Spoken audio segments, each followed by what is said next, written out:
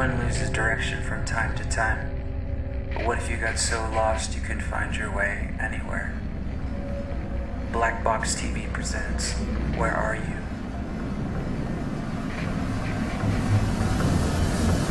In 1969, there was a Minnesota court case involving a man named Jerome Daly, who was challenging the foreclosure of his home by the bank which provided the loan to purchase it.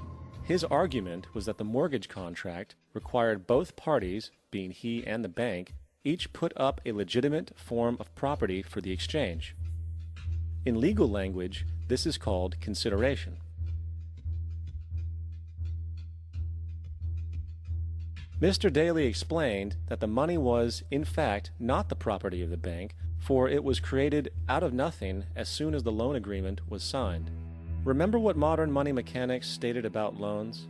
What they do when they make loans is to accept promissory notes in exchange for credits. Reserves are unchanged by the loan transactions, but deposit credits constitute new additions to the total deposits of the banking system. In other words, the money doesn't come out of their existing assets. The bank is simply inventing it, putting up nothing of its own, except for a theoretical liability on paper.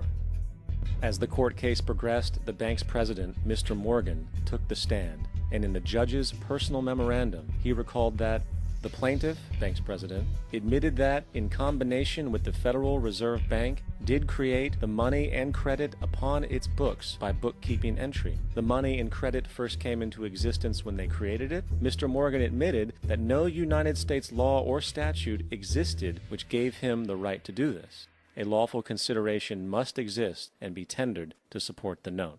The jury found that there was no lawful consideration, and I agree.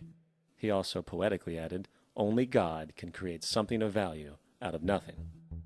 And upon this revelation, the court rejected the bank's claim for foreclosure, and Daly kept his home. The implications of this court decision are immense. For every time you borrow money from a bank, whether it is a mortgage loan or a credit card charge, the money given to you is not only counterfeit, it is an illegitimate form of consideration, and hence voids the contract to repay, for the bank never had the money as property to begin with. Unfortunately, such legal realizations are suppressed and ignored, and the game of perpetual wealth transfer and perpetual debt continues. And this brings us to the ultimate question: why? During the American Civil War, President Lincoln bypassed the high-interest loans offered by the European banks and decided to do what the Founding Fathers advocated, which was to create an independent and inherently debt-free currency. It was called the greenback. Shortly after this